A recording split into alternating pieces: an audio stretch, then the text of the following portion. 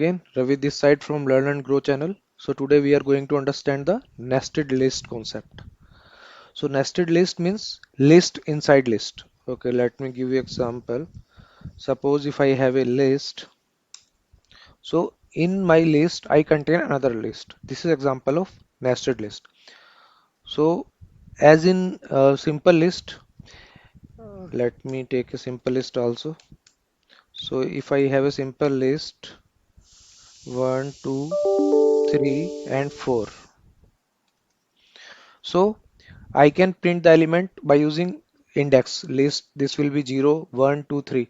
But in case of nested list, this will be 0 and this will be your first element. So your first element is a list.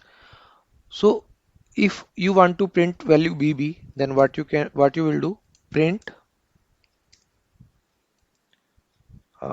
you have to use L, your list name.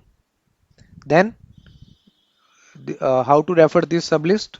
This is at first position. And now it has two element bb and cc. So if I want to print bb, then I have to use 0, and for printing the cc I have to use the first position.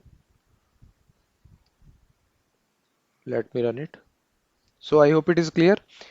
This is 0 position, this is first position. First position is your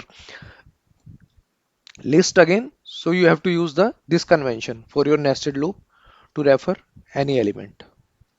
Okay, I hope it is clear. Now suppose if we want to add some item to our nested list.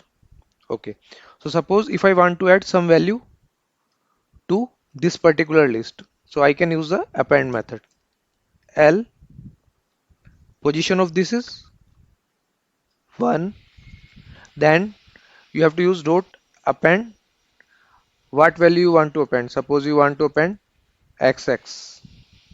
So in this way, in this sublist, you have entered the, you have appended some item.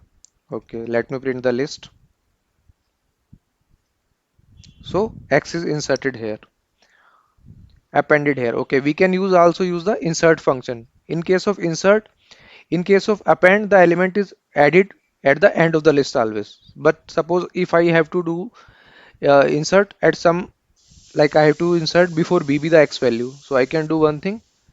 L1, I have to use the insert function here.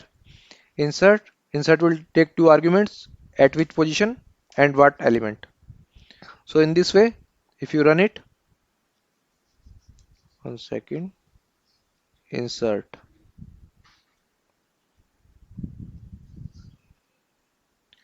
If you do it, see x is inserted here. In case of append, it was inserted at the at this position. Okay.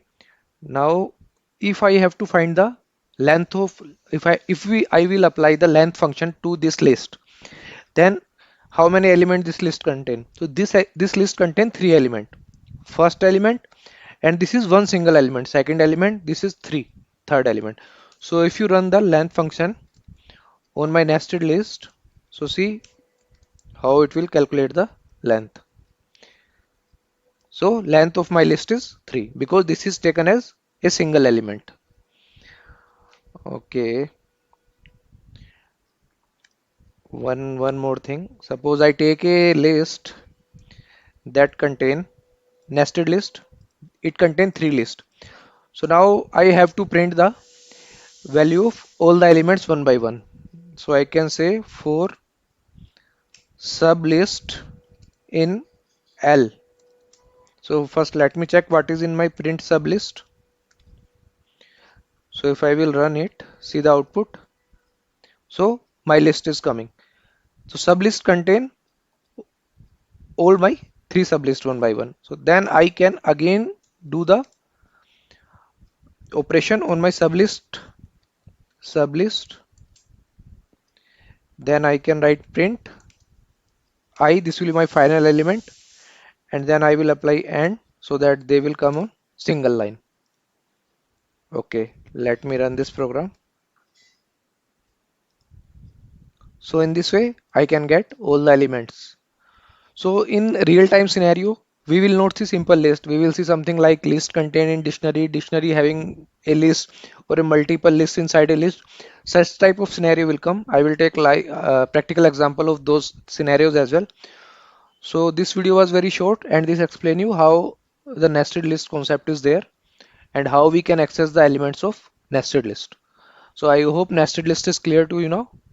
So if you like this video, please subscribe my channel. Thank you for watching.